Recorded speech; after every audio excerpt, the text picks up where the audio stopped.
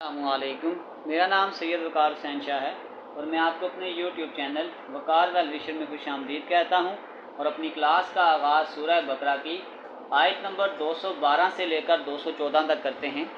तर्जमा। काफरों के लिए दुनिया की ज़िंदगी खूब जीनतदार की गई, वो ईमान वालों से हंसी मजाक करते हैं, हालाना के परहेजगार लोग क़यामत के दिन उनसे आला होंगे। अल्लाह ताला जिसे चाहता है बेहिसाब रोज़ी देता है। दरअसल लोग एक ही ग्रोह थे।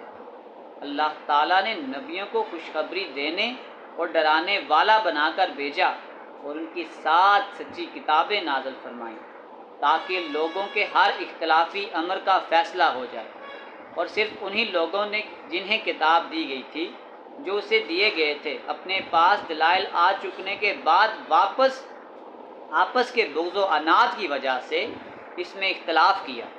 इसलिए अल्लाह पाक ने ईमान वालों के इस इख्तलाफ में भी हक़ की तरफ अपनी मशीयत से रहबरी की और अल्लाह ताला जिसको चाहे सीधी राह की तरफ रहबरी करता है। क्या तुम ये गुमान किए बैठे हो कि जन्नत में चले जाओगे, हालाना कि अब तक तुम पर वो हालात नहीं आए जो तुमसे अगले लोगों पर आए थे। इन्हें बीमारियां और मुसीबतें पहुंची और वो यहाँ तक झंझोड़े गए कि रसूलुल्लाह और उसके साथी के ईमान वाले भी कहने लगे कि अल्लाह की मदद कब आएगी। सुन रखो कि अल्लाह की मदद करीब ही है। प्यारे बच्चों, आज की क्लास में एक्सरसाइज 6.2 क्वेश्चन नंबर 1 के पार्ट नंबर ए, बी और सी को सॉल्व करेंगे। तो वीडियो को शुरू करने से पहले कमेंट सेक्शन में लाजमी बताएं कि आप हमारी वीडियो कहाँ से देख रहे हैं और आप किस कॉलेज में पढ़ते हैं। तो चलते हैं अपने क्वेश्चन की जानिब। Question number 1, evaluate the following indefinite integral by method of substitution. यानी हमने इसको सॉल्व करना है बाय मेथड ऑफ सब्स्टिट्यूशन। तो सबसे पहले आपने ये काम करना है, सब्स्टिट्यूशन सॉल्व करने से पहले आप एक चीज़ ये ध्यान रखिएगा कि आप इसमें होता ये कि हम एक वैल्यू को लेट करते हैं और वो दूसरे का डेरिवेटिव है। अगर मैं यहाँ पे साइन को डेरिवेटिव लेट करता हूँ v के इक्वल, और अगर मैं इसका साइन का डेरिवेटिव लूँगा तो वो cos बन जाएगा। तो इसका मतलब है यानी कि मैं यूँ कर दूँ d/dx into sine of x, तो वो डेरिवेटिव होता है cos ऑफ x का। तो जो जिसका डेरिवेटिव होगा हम उसको लेट करना स्टार्ट करेंगे। Let v equal to sine of x, इसको डिफ्रेंशिएट करते हैं, आ जाएगा differentiate with respect to x। तो ये आपके पास आ जाएगा dv/dx is equal to d/dx into sine of x। तो ये आपके पास आ गया dv/dx। साइन का जब हम डेरिवेटिव लेंगे तो वो आपके पास आ जाएगा cos ऑफ x। अब ये वाली वैल्यू जो है हम अपने इंटीग्रल में पुट करते हैं। दोबारा से अगर हम इंटीग्रल को स्टार्ट करें तो ये आपके पास आ जाएगा साइन x की power 4 cos of x dx। तो अगर मैं यहाँ पे एक काम और करता हूँ कि इस dx की वैल्यू निकालता हूँ तो ये cos ऑफ x यहाँ पे आ जाएगा dv, जिसको उधर बल्कि मल्टीप्लाई कर दें, ये आपके पास आ जाएगा cos of x d of x। तो ये वैल्यू अगर हम इसमें पुट करते हैं तो अब हमने क्या कहा था कि जो आपके पास साइन है वो किसके इक्वल है, v के इक्वल। तो ये आपके पास आ जाएगा v/4 और ये आपके पास cos ऑफ x dx। ये जो cos ऑफ x dx ये किसके इक्वल है, ये आपके पास आ जाएगा dv के ऊपर। तो बस अब यहाँ पे हम इस पर पावर रूल लगा देते हैं और इसको फाइनल सोल्यूशन में पुट कर देते हैं। तो बस यहाँ पे सिंपल अब पावर रूल लगाएंगे। पावर में हम एक इंक्रीज़ करते हैं 4 + 1 डिवाइडेड बाय 4 + 1 + c। तो ये आपके पास आ जाएगा v की पावर 5 डिवाइडेड बाय 5 + c। और जो वैल्यू हमने v की लेट की थी वो यहाँ पुट भी कर देंगे। तो ये आपके पास फाइनल आंसर आ जाएगा put v equal to sine of x। तो ये आपके पास आ जाएगा साइन ऑफ x की पावर 5 डिवाइडेड बाय 5 + c। ये हमारे पास इसका फाइनल आंसर है। तो चलते हैं इसके क्वेश्चन नंबर 2 की जानिब। Part number 2। अब पार्ट नंबर 2 क्योंकि इंटीग्रेशन में आपके पास प्रोडक्ट रूल नहीं होता तो सबसे पहले तो हम इसको सिंप्लीफाई करते हैं। यह आ जाएगा sine square x under root की पावर आ जाएगी 1/3 into cos of x d x. अगले स्टेप में इसको मल्टीप्लाई कर दें तो ये आ जाएगा साइन एक्स, पावर आपके पास आ जाएगी 2/3 into cos of x d x. Again से पिछले क्वेश्चन वाला कंसेप्ट कि अगर मैं कॉज का डेरिवेटिव साइन का डेरिवेटिव लेता हूँ तो वो कॉज आ जाएगा, यानी D over d x into sine of x, तो वो आपके पास आ जाएगा कॉज एक्स। तो हम फिर साइन को लेट करेंगे और वहाँ से हम कॉज को निकालेंगे। तो सबसे पहले आपने ये काम करना है कि let v is equal to sine of x, यह आ जाएगा differentiate with respect to x. तो ये आपके पास आ जाएगा d v by d x is equal to d over d x into sine of x, यह आ जाएगा d v over d x is equal to sine का डेरिवेटिव आ जाएगा कॉज एक्स। इस डी एक्स को मैं यहाँ मल्टीप्लाई कर देता हूँ तो यह आ जाएगा d v is equal to cos of x into d x. Again से क्वेश्चन को हम स्टार्ट करेंगे।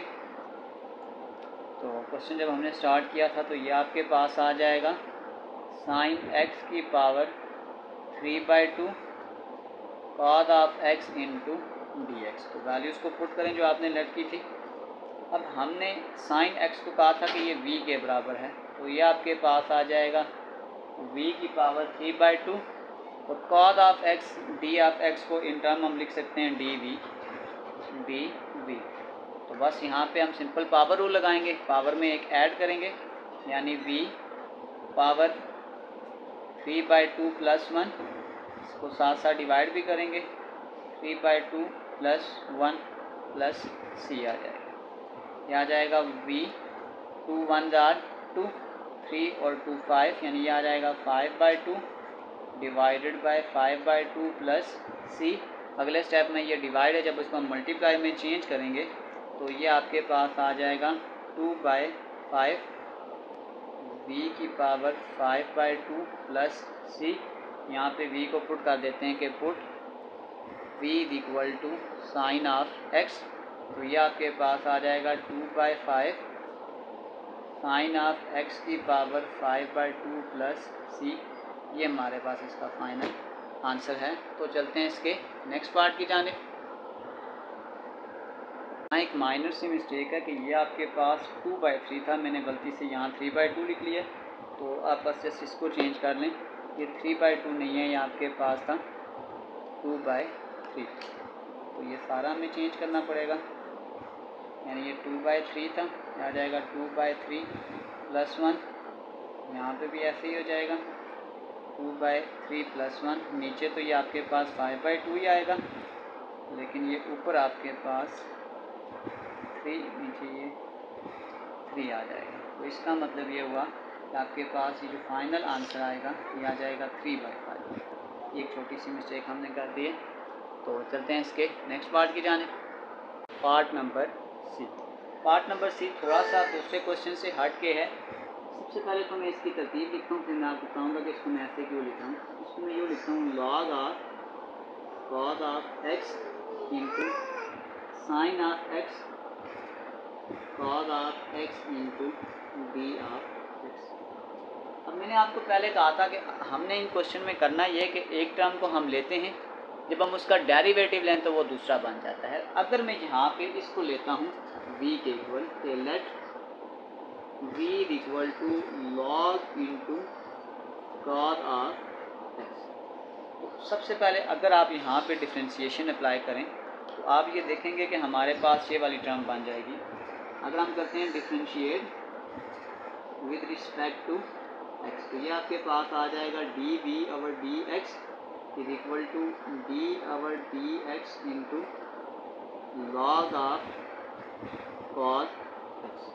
तो जब हम लॉग का डेरिवेटिव लेते हैं तो उसी चीज़ को हम 1/, में लिख देते हैं, यानी ये आपके पास आ जाएगा 1/cos x और आगे इसके ब्रैकेट का डेरिवेटिव आ जाएगा ये, यानी जो लॉग का डेरिवेटिव होता है वो 1/x होता है। x की जगह यहाँ cos ऑफ x आ गया और वापस में फिर ब्रैकेट का डेरिवेटिव ये आ जाएगा 1/cos x, और cos का जो डेरिवेटिव है वो आपके पास आ जाएगा माइनस साइन x।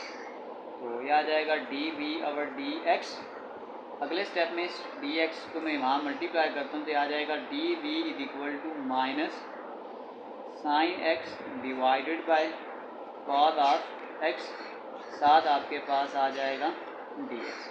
अगले स्टेप में मैं अगर दोनों तरफ माइनस को मल्टीप्लाई कर दूँ, यानी कि minus d v is equal to minus into minus sine of x cos of x d x, तो ये माइनस और ये माइनस प्लस हो जाएगा, नहीं आ जाएगा minus d v is equal to sine of x cos of x into d x. अब ये वैल्यू अपने मेन क्वेश्चन में हम पुट करते हैं। तो एक दफ़ा हम पहले क्वेश्चन को दोबारा से लिखते हैं कि ये आपके पास आ जाएगा log of cos x sine x our cos x into D of x.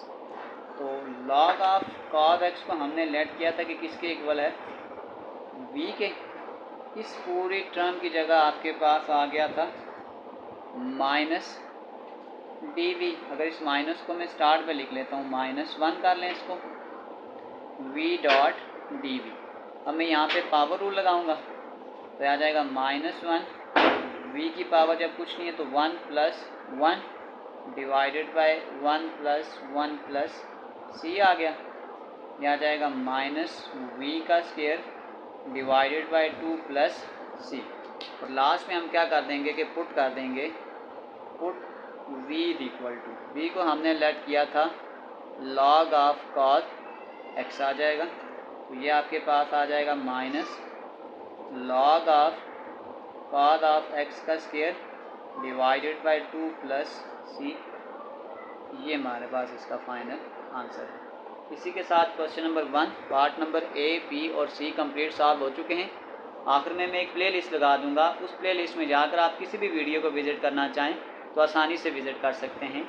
आखिर में एक छोटा सा मैसेज अपने देखने और सुनने वालों के लिए, जिस तरह लीमू का एक कतरा कई लीटर दूध खराब कर देने के लिए काफ़ी होता है, इसी तरह इंसान की अना अच्छे से अच्छे रिश्ते को भी बर्बाद कर देती है। प्यारे बच्चों, अपना बहुत सारा ख्याल रखें। मिलते हैं अगली वीडियो में, तब तक के लिए अल्लाह हाफ़िज़।